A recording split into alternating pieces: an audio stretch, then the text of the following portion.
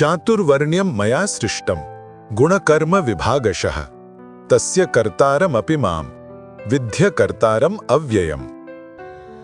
भावार्थ, प्रकृति के तीनों गुणों और उनसे संबंध कर्म के अनुसार मेरे द्वारा मानव समाज के 4 विभाग रचे गए।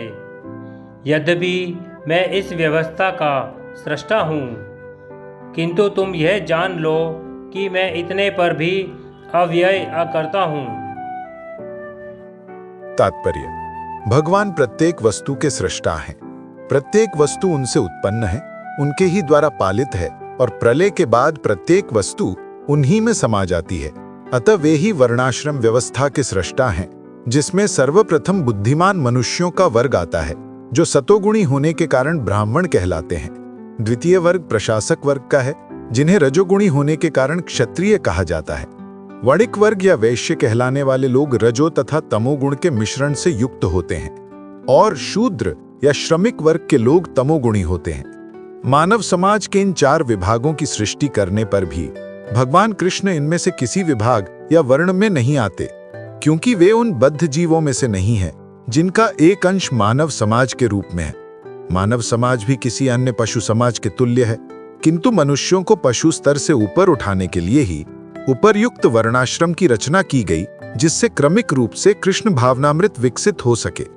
किसी विशेष व्यक्ति की किसी कार्य के प्रति प्रवृत्ति का निर्धारण उसके द्वारा अर्जित प्रकृति के गुणों द्वारा किया जाता है। गुणों के अनुसार जीवन के लक्षणों का वर्णन इस ग्रंथ के 18वें अध्याय में हुआ है, किंतु कृष्ण भावना भावित व्यक्ति ब्राह्मण से भी बढ़कर होता है। यद्यपि गुण के अनुसार ब्राह्मण को ब्रह्म या परम सत्य के विषय में ज्ञान होना चाहिए, किंतु उनमें से अधिकांश भगवान कृष्ण के निर्विशेष ब्रह्म स्वरूप को ही प्राप्त कर पाते हैं। किंतु जो मनुष्य ब्राह्मण की सीमित ज्ञान को लांघकर भगवान श्री कृष्ण के ज्ञान तक पहुंच जाता है, वही कृष्ण भावना भावित होता है, अर्थात वैष्णव होता है। कृष्ण भावनामृत में कृष्ण के विभिन्न अंश यथा राम, नृसिंह, वराह आदि का ज्ञान सम्मिलित है। और जिस तरह कृष्ण मानव समाज की इस चातुर्वर्ण्य प्रणाली से परे हैं, उसी तरह कृष्ण भावना भावित व्यक्ति भी इस चातुर्वर्ण्य प्रणाली से परे होता है, चाहे हम इसे जाति का विभाग कहें, चाहे राष्ट्र अथवा संप्रदाय का। नह माम कर्माणि लिम्पन्ति न मे कर्म फले स्पृहा इति माम यो भी जानाति कर्म भिर्न स बध्यते। भावार्थ, मुझ पर किसी कर्म का प्रभाव नहीं पड़ता, ना ही मैं कर्म फल की कामना करता हूँ। जो मेरे संबंध में इस सत्य को जानता है, वह भी कर्मों के फल के पाश में नहीं बंधता। जिस प्रकार इस भौतिक जगत में संविधान के नियम हैं, जो यह बताते हैं कि राजा न तो दंडनीय है, न ही किसी राज नियमों के अधीन रहता है, उसी प्रकार यद्यपि भगवान इस भौतिक जगत के सृष्टा हैं, किंतु वे भौतिक कार्यकलापों के प्रभावित नहीं होते। सृष्टि करने पर भी वे इससे पृथक रहते हैं, जबकि जीवात्माएं भौतिक कार्यकलापों के सकाम कर्म फलों में बंधी रहती हैं, क्योंकि उनमें प्राकृतिक साधनों पर प्रभुत्व दिखाने की प्रवृत्ति है। किसी संस्थान का स्वामी कर्मचारियों के अच्छे बुरे कार्यों के लिए उत्तरदायी नहीं, कर्मचारी इसके लिए स्वयं उत्तरदायी होते हैं। जीवात्माएं अपने अपने इंद्रिय तृप्ति कार्यों में लगी रहती हैं, किंतु ये कार्य भगवान द्वारा निर्दिष्ट नहीं होते। इंद्रिय तृप्ति की उत्तरोत्तर उन्नति के लिए जीवात्माएं इस संसार के कर्म में प्रवृत्त हैं और मृत्यु के बाद स्वर्ग सुख की कामना करती रहती हैं। स्वयं में पूर्ण होने के कारण भगवान को तथाकथित स्वर्ग सुख का कोई आकर्षण नहीं रहता।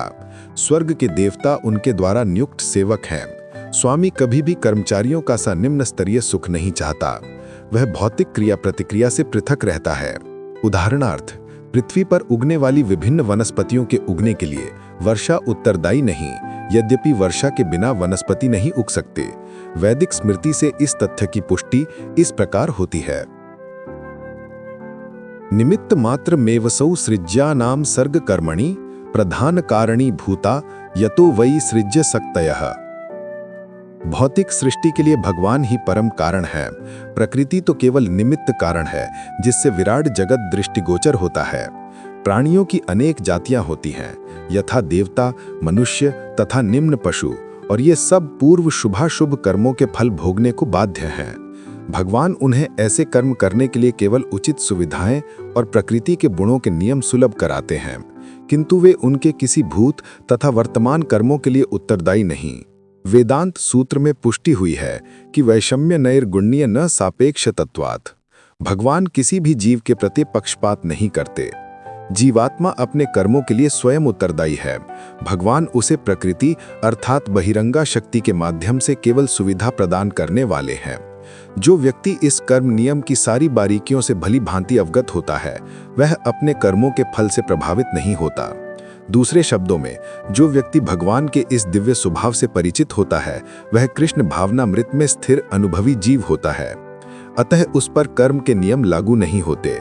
जो व्यक्ति भगवान के दिव्य स्वभाव को नहीं जानता और सोचता है कि भगवान के कार्यकलाप सामान्य व्यक्तियों की तरह कर्मफल के लिए होते हैं, वे निश्चित रूप से कर्मफलों में बंध जाते हैं। किंतु जो परम सत्य को जानता है, वह कृष्ण भावनामृत में स्थिर मुक्त जीव है। एवं ज्ञात्वा कृतं कर्म पूर्वैरपि मुमुक्षुभिः कुरु कर्मैव तस्मात् त्वं पूर्वैः पूर्वतरं कृतम्। भावार्थ, प्राचीन काल में समस्त मुक्त आत्माओं ने मेरी दिव्य प्रकृति को जान करके ही कर्म किया। अतः तुम्हें चाहिए कि उनके पद चिन्हों का अनुसरण करते हुए अपने कर्तव्य का पालन करो। तात्पर्य, मनुष्यों की दो श्रेणियां हैं। कुछ के मनों में दूषित विचार भरे रहते हैं और कुछ भौतिक दृष्टि से स्वतंत्र होते हैं। कृष्ण भावनामृत इन दोनों श्रेणियों के व्यक्तियों के लिए समान रूप से लाभप्रद है। जिनके मनों में दूषित विचार भरे हैं, उन्हें चाहिए कि भक्ति के अनुष्ठानों का पालन करते हुए क्रमिक शुद्धिकरण के लिए कृष्ण भावनामृत को ग्रहण करें, और जिनके मन पहले ही ऐसी अशुद्धियों से स्वच्छ हो चुके हैं, वे उसी कृष्ण भावनामृत में अग्रसर होते रहें, जिससे अन्य लोग उनके आदर्श कार्यों का अनुसरण कर सकें और लाभ उठा सकें। मूर्ख व्यक्ति या कृष्ण भावनामृत में नव दीक्षित प्रायः कृष्ण भावनामृत का पूरा ज्ञान प्राप्त किए बिना कार्य से विरत होना चाहते हैं, किंतु भगवान ने युद्ध क्षेत्र के कार्य से विमुख होने की अर्जुन की इच्छा का समर्थन नहीं किया। आवश्यकता इस बात की है कि ये जाना जाए कि किस तरह कर्म किया जाए। कृष्ण भावनामृत के कार्यों से विमुख होकर एकांत में बैठकर कृष्ण भावनामृत का प्रदर्शन करना कृष्ण के लिए कार्य में रत होने की अपेक्षा कम महत्वपूर्ण है। यहाँ पर अर्जुन को सलाह दी जा रही है कि वह भगवान के अन्य पूर्व शिष्यों यथा सूर्यदेव विवस्वान के पदचिन्हों का अनुसरण करते हुए कृष्ण भावनामृत में कार्य करे। अतः वे उसे सूर्यदेव के कार्यों को संपन्न करने के लिए आदेश देते हैं, जिसे सूर्यदेव ने उनसे लाखों वर्ष पूर्व सीखा था। यहाँ पर भगवान कृष्ण के ऐसे सारे शिष्यों का उल्लेख पूर्ववर्ती मुक्त पुरुषों के रूप में हुआ है, जो कृष्ण द्वारा नियत कर्मों को संपन्न करने में लगे हुए थे। किम कर्मेति कवयोप्यत्र मोहिताः तत्ते कर्म प्रवक्ष्यामि यज्जात्वा मोक्षसे अशुभात्। भावार्थ, कर्म क्या है और अकर्म क्या है, इसे निश्चित करने में बुद्धिमान व्यक्ति भी मोहग्रस्त हो जाते हैं। अतएव मैं तुमको बताऊंगा कि कर्म क्या है, जिसे जानकर तुम सारे अशुभ से मुक्त हो सकोगे। तात्पर्य, कृष्ण भावनामृत में जो कर्म किया जाए वो पूर्ववर्ती प्रामाणिक भक्तों के आदर्शों के अनुसार होना चाहिए। इसका निर्देश 15वें श्लोक में किया गया है। ऐसा कर्म स्वतंत्र क्यों नहीं होना चाहिए, इसकी व्याख्या अगले श्लोक में की गई है। कृष्ण भावनामृत में कर्म करने के लिए मनुष्य को उन प्रामाणिक पुरुषों के नेतृत्व का अनुगमन करना होता है जो गुरु परंपरा में हो, जैसा कि इस अध्याय के प्रारंभ में कहा जा चुका है। कृष्ण भावनामृत पद्धति का उपदेश सर्वप्रथम सूर्यदेव को दिया गया, जिन्होंने इसे अपने पुत्र मनु से कहा। मनु ने इसे अपने पुत्र इक्ष्वाकु से कहा, और ये पद्धति तब से इस पृथ्वी पर चली आ रही है। अतः परंपरा के पूर्ववर्ती अधिकारियों के पद चिन्हों का अनुसरण करना आवश्यक है, अन्यथा बुद्धिमान से बुद्धिमान मनुष्य भी कृष्ण भावनामृत के आदर्श कर्म के विषय में मोहग्रस्त हो जाते हैं। इसीलिए भगवान ने स्वयं ही अर्जुन को कृष्ण भावनामृत का उपदेश देने का निश्चय किया। अर्जुन को साक्षात भगवान ने शिक्षा दी, अतः जो भी अर्जुन के पद चिन्हों पर चलेगा वो कभी मोहग्रस्त नहीं होगा। कहा जाता है कि अपूर्ण प्रायोगिक ज्ञान के द्वारा धर्म पथ का निर्णय नहीं किया जा सकता। वस्तुतः धर्म को केवल भगवान ही निश्चित कर सकते हैं। धर्मम तु साक्षात भगवत प्रणीतम।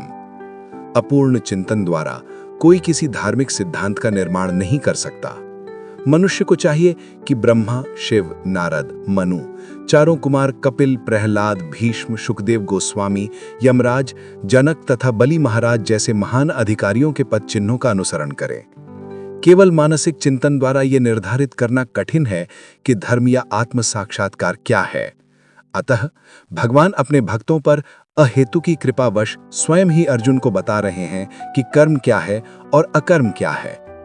केवल कृष्ण भावनामृत में किया गया कर्म ही मनुष्य को भवबंधन से उबार सकता है। कर्मणो ह्यपि बोद्धव्यम, बोद्धव्यम च विकर्मणः, अकर्मणश्च बोद्धव्यम, गहना कर्मणो गतेः। भावार्थ: कर्म की बारीकियों को समझना अत्यंत कठिन है। अतः मनुष्य को चाहिए कि वह यह ठीक से जाने कि कर्म क्या है, विकर्म क्या है और अकर्म क्या है। तात्पर्य: यदि कोई सचमुच ही भवबंधन से मुक्ति चाहता है तो उसे कर्म, अकर्म तथा विकर्म के अंतर को समझना होगा। कर्म, अकर्म तथा विकर्म के विश्लेषण की आवश्यकता है, क्योंकि यह अत्यंत गहन विषय है। कृष्ण भावनामृत को तथा गुणों के अनुसार कर्म को समझने के लिए परमेश्वर के साथ अपने संबंध को जानना होगा। दूसरे शब्दों में, जिसने यह भलीभांति समझ लिया है वह जानता है कि जीवात्मा भगवान का नित्य दास है और फलस्वरूप उसे कृष्ण भावनामृत में कार्य करना है। संपूर्ण भगवद गीता का यही लक्ष्य है। इस भावनामृत के विरुद्ध सारे निष्कर्ष एवं परिणाम विकर्म या निषिद्ध कर्म हैं। इसे समझने के लिए मनुष्य को कृष्ण भावनामृत के अधिकारियों की संगति करनी होती है और उनसे रहस्य को समझना होता है। यह साक्षात भगवान से समझने के समान है, अन्यथा बुद्धिमान से बुद्धिमान मनुष्य भी मोहग्रस्त हो जाएगा। कर्मण्य कर्मण यः पश्येद अकर्मणि च कर्म यः स बुद्धिमान मनुष्येषु स युक्तः कृत्स्न कर्मकृत। भावार्थ: जो मनुष्य कर्म में अकर्म और अकर्म में कर्म देखता है वह सभी मनुष्यों में बुद्धिमान है और सब प्रकार के कर्मों में प्रवृत्त रहकर भी दिव्य स्थिति में रहता है। तात्पर्य: कृष्ण भावनामृत में कार्य करने वाला व्यक्ति स्वभावतः कर्म बंधन से मुक्त होता है। उसके सारे कर्म कृष्ण के लिए होते हैं, अतः कर्म के फल से उसे कोई लाभ या हानि नहीं होती। फलस्वरूप वो मानव समाज में बुद्धिमान होता है, यद्यपि वो कृष्ण के लिए सभी तरह के कर्मों में लगा रहता है। अकर्म का अर्थ है कर्म के फल के बिना। निर्विशेषवादी इस भय से सारे कर्म करना बंद कर देता है कि कर्म फल उसके आत्म साक्षात्कार के मार्ग में बाधक न हो।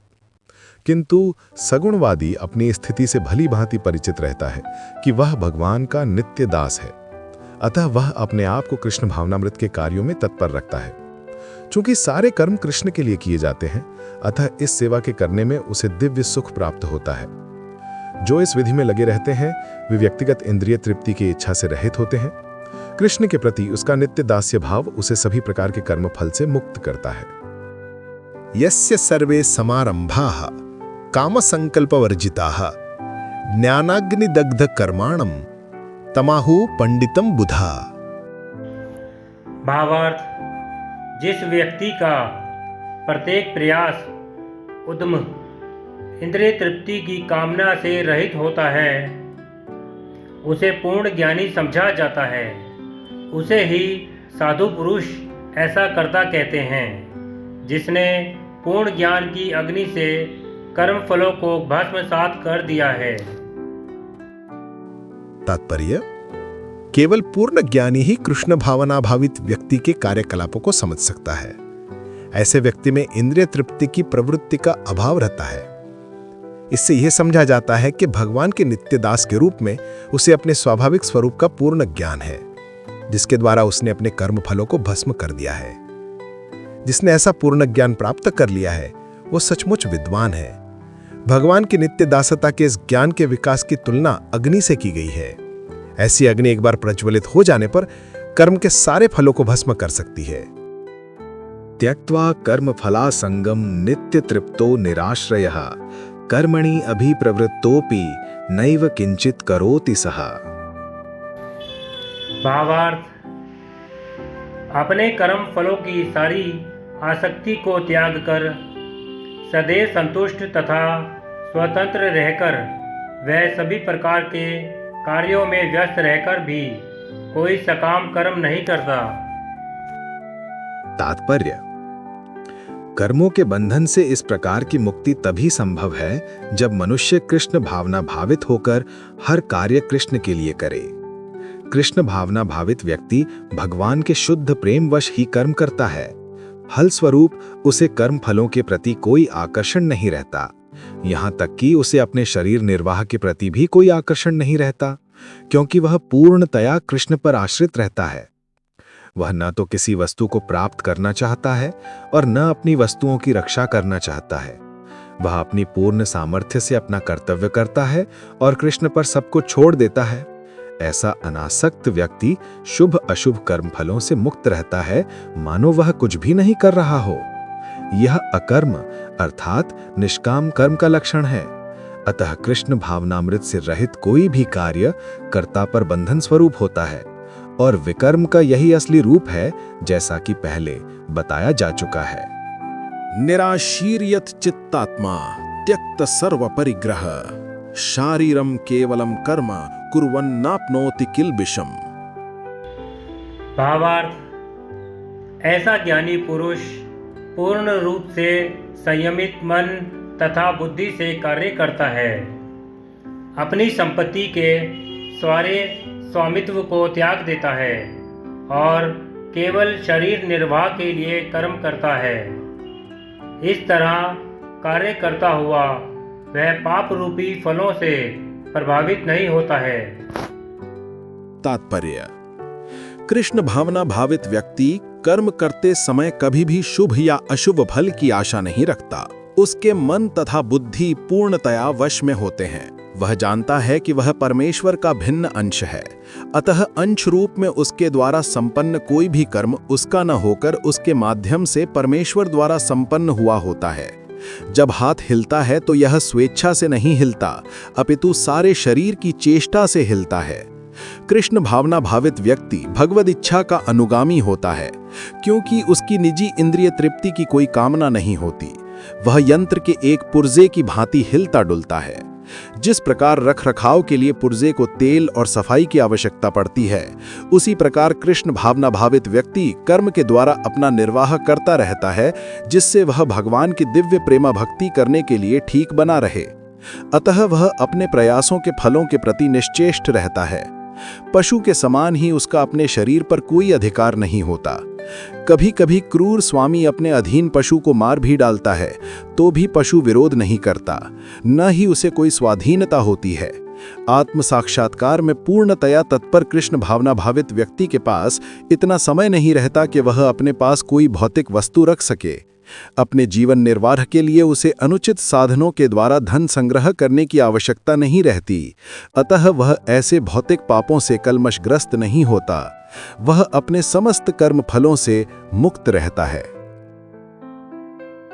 यदृच्छा लाभ संतुष्टो द्वंद्वातीतो विमत्सरः समः सिद्धावसिद्धौ च कृत्वापि न निबध्यते। भावार्थ, जो स्वतः होने वाले लाभ से संतुष्ट रहता है, जो द्वंद्व से मुक्त है और ईर्ष्या नहीं करता, जो सफलता तथा असफलता दोनों में स्थिर रहता है, वह कर्म करता हुआ भी कभी बंधता नहीं। तात्पर्य: कृष्ण भावना भावित व्यक्ति अपने शरीर निर्वाह के लिए भी अधिक प्रयास नहीं करता। वह अपने आप होने वाले लाभों से संतुष्ट रहता है।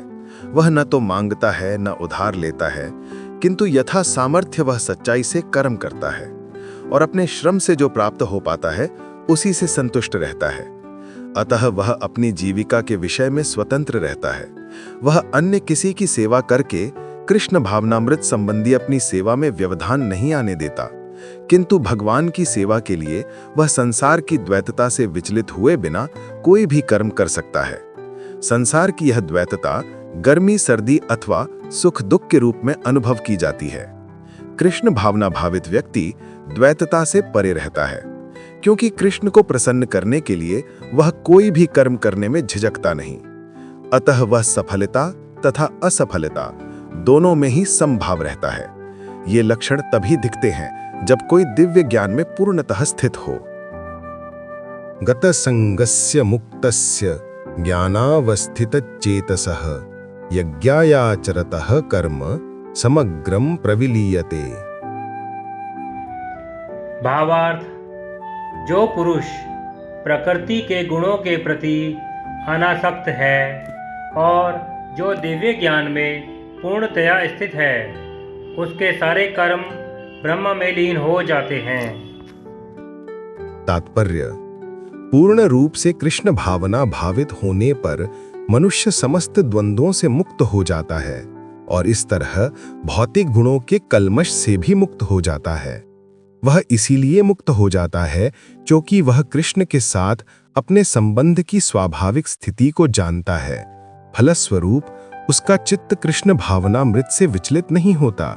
अतएव वह जो कुछ भी करता है वह आदि विष्णु कृष्ण के लिए होता है।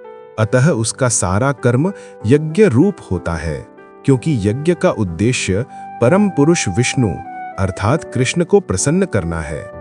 ऐसे यज्ञमय कर्म का फल निश्चय ही ब्रह्म में विलीन हो जाता है और मनुष्य को कोई भौतिक फल नहीं भोगना पड़ता है। ब्रह्मार्पणम ब्रह्म हविर्ब्रह्माग्नौ ब्रह्मणा हुतम ब्रह्मैव तेन गंतव्यम ब्रह्म कर्म समाधिना। भावार्थ, जो व्यक्ति कृष्ण भावना अमृत में पूर्णतया लीन रहता है, उसे अपने आध्यात्मिक कर्मों के योगदान के कारण अवश्य ही भगवत धाम की प्राप्ति होती है, क्योंकि उसमें हवन आध्यात्मिक होता है और हवि भी आध्यात्मिक होती है। तात्पर्य, यहाँ इस बात का वर्णन किया गया है कि किस प्रकार कृष्ण भावना भावित कर्म करते हुए अंततो गत्वा आध्यात्मिक लक्ष्य प्राप्त होता है। कृष्ण भावनामृत विषयक विविध कर्म होते हैं जिनका वर्णन अगले श्लोकों में किया गया है, किंतु इस श्लोक में तो केवल कृष्ण भावनामृत का सिद्धांत वर्णित है। भौतिक कल्मश से ग्रस्त बद्ध जीव को भौतिक वातावरण में ही कार्य करना पड़ता है, किंतु फिर भी उसे ऐसे वातावरण से निकलना ही होगा। जिस विधि से वह ऐसे वातावरण से बाहर निकल सकता है वह कृष्ण भावनामृत है। उदाहरण के लिए, यदि कोई रोगी दूध की बनी वस्तुओं के अधिक खाने से पेट की गड़बड़ी से ग्रस्त हो जाता है तो उसे दही दिया जाता है, जो दूध ही से बनी अन्य वस्तु है।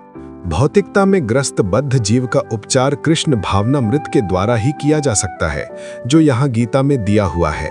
यह विधि यज्ञ या विष्णु या कृष्ण को प्रसन्न करने के लिए किए गए कार्य कहलाती है। भौतिक जगत के जितने ही अधिक कार्य कृष्ण भावनामृत में या केवल विष्णु के लिए किए जाते हैं, पूर्ण तल्लीनता से वातावरण उतना ही अधिक आध्यात्मिक बनता रहता है। ब्रह्म शब्द का अर्थ है आध्यात्मिक। भगवान आध्यात्मिक हैं और उनके दिव्य शरीर की किरणें ब्रह्म ज्योति कहलाती हैं। यही उनका आध्यात्मिक तेज है। प्रत्येक वस्तु इसी ब्रह्म ज्योति में स्थित रहती है, किंतु जब यह ज्योति माया या इंद्रिय तृप्ति द्वारा आच्छादित हो जाती है तो यह भौतिक ज्योति कहलाती है। यह भौतिक आवरण कृष्ण भावनामृत के द्वारा तुरंत हटाया जा सकता है। अतएव कृष्ण भावनामृत के लिए अर्पित हवि, ग्रहणकर्ता, हवन, होता तथा फल ये सब मिलकर ब्रह्म या परम सत्य है। माया द्वारा आच्छादित परम सत्य पदार्थ कहलाता है। जब यही पदार्थ परम सत्य के निमित्त प्रयुक्त होता है तो इसमें फिर से आध्यात्मिक गुण आ जाता है।